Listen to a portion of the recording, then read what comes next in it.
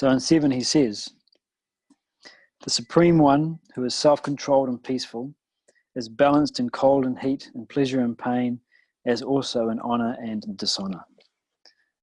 So again, if you look at the text here, the Supreme One, capital O. So it's talking here about someone who has achieved the state of self-realization. The capitalization indicates that. So verses 7, 8, and 9 describe that state of perfection. Right? Verse 7 talks about the self-realized soul's relationship to the body, mind, and intellect, and all of the changes that occur here. So he says, self-controlled and peaceful, balanced in cold, heat, pleasure, pain, honor, dishonor. So he uses this term self-control here. So this is again referring back to the previous verse. So one who, in the commentary, he said, a person who has gained mastery over his equipments. This is what I mean by self-control. So the relative understanding of self-control is that, you know, we're still caught up in desires, attachments, still identified with our physically, emotional, intellectual experiences or equipments. And we feel that the demands of the body, mind, and intellect are taking us in a direction that we don't want to go. And the body is asking for things that I think are not in my best interest. The mind and its demands are asking for things that are not necessarily in my best interests. So I have to hold my ideal aloft, concentrate on that, allow the mind to follow it, and therefore I can now say no thank you to those things that I believe are not in my best interests. A simple example, and this is not an example of an ideal, so this is not an example, it's an analogy that I gave a few weeks ago. I knew someone who was always struggling with losing weight, but when she was asked to be a bridesmaid, for those, 6 months, her relationship with food completely changed. She was able to fix her attention on, I want to look good in those photos, in that dress, next to all of my friends and the bride and everything else. I want to look good for that wedding. When her intellect was fixed on that as a goal, the mind followed. As a result, she could say no thank you to the food much more easily. So that's self-control. Self-control is not saying no. Self-control is when the intellect correctly understands the goal to be achieved and the mind follows. That's self-control. Then you are practicing self-control when your intellect is fixed on the ideal and the mind is under control, because it naturally follows. Now, that's not an ideal. Wanting to look good for a photo is not an example of an ideal, but the analogy does show the methodology. It's the same thing. We have an ideal for our lives. I want to be less egocentric. I want to be less self-absorbed. I want to, be less of a know-it-all, etc. We have all of these different things that we want. We hold that as an ideal, and then when the body, mind, and intellect ask us to act in a particular way, we can say no, thank you, because I know what my ideal is. Someone's trying to argue with me. They want me to react. There's no point. No, thank you. Now, you want to react. The person's talking nonsense, and you can see they're talking nonsense, and you want to bring them down a peg. But you recognize it's to no benefit to anyone. Let it go. Fix you on your ideal. No, thank you. I'm not going to bother. So this is the relative understanding of self-control. It's a practice.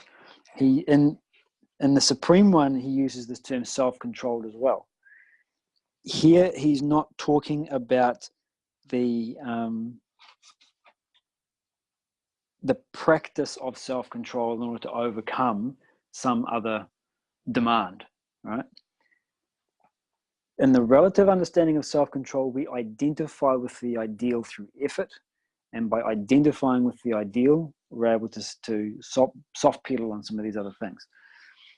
When the Supreme One is being spoken about as self-controlled, it's talking about perfect self-control, which means that he has identified with the self fully.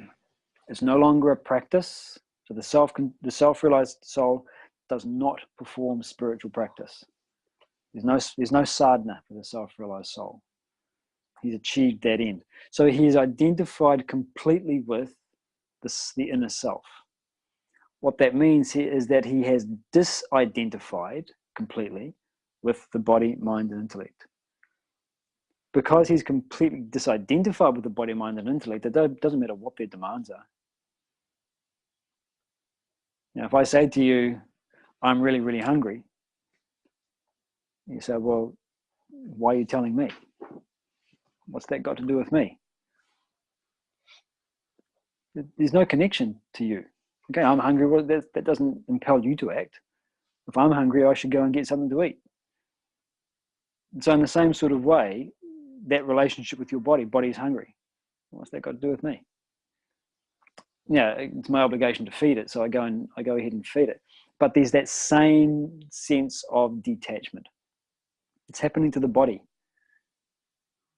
It's not happening to me. I'm not necessarily impelled to do anything just because the body's asking for something. I may decide that I will feed the body in the same way that you may decide once I tell you I'm hungry, you might say, well, I've got an apple in my car, do you want it? You might offer it, but you're not impelled to do so because I have a demand. In the same way, for the self-realized soul, the body has its demands. The mind goes through its fluctuations. The intellect has its thoughts. But that doesn't impel the self-realized soul to act. He's completely free. So he gives a beautiful example of this. You have a piece of metal in your hand, some ferrous metal in your hand, and you're surrounded by magnets. What do you experience? Attraction. It gets pulled towards the different magnets.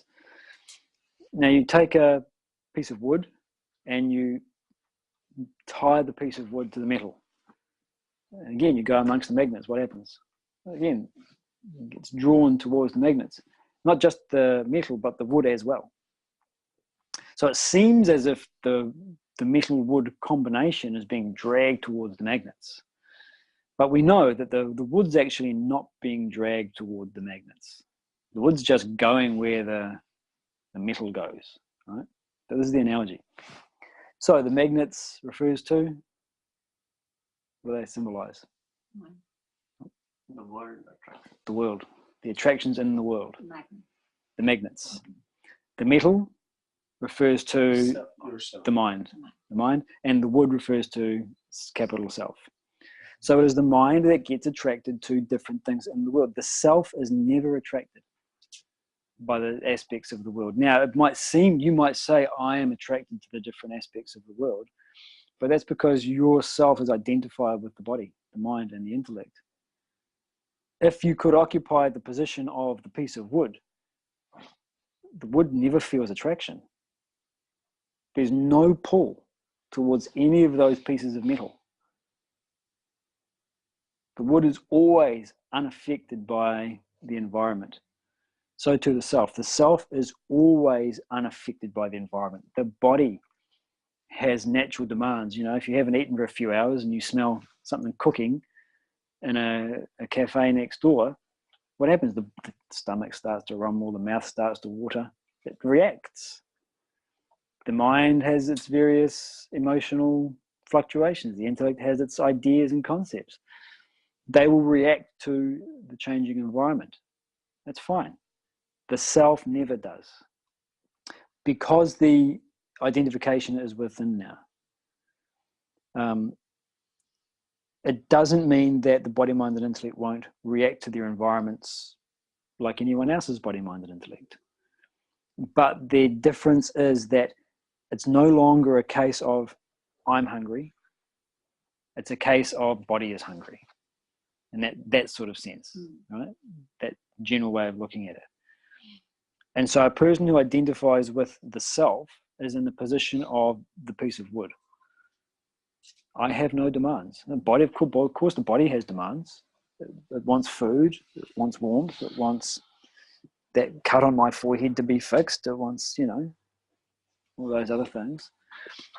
But that demand doesn't flow through to me. So this is the notion of self-control that he's talking about here when it comes to the self-realized soul. Self-control means that because the person has fully identified with the self within, none of the changing equipments influence his state. Whereas when we identify with the body, mind, and intellect, when they change and when their demands are impinged upon, that changes my subjective experience. It changes my state. It changes the way I experience my life and the world. It changes the choices that I make. And so this is a really important question that we should be constantly looking to ask ourselves: is what choice am I making here? Okay, my workplace, my family, my relationship with etc. What choice am I making? And what's its basis? Where's it coming from? Am I identifying with my lower nature? Am I identifying with my higher nature? So the Supreme One then is perfectly self-controlled. So again, it's not referring to a practice, it's referring to that state. So it's perfect objectivity. The word they often use is sakshi. In fact, you think he uses it here. Yes. Having merged with the self and detached from the body, mind, and intellect, he becomes a silent witness, sakshi, of all worldly experiences.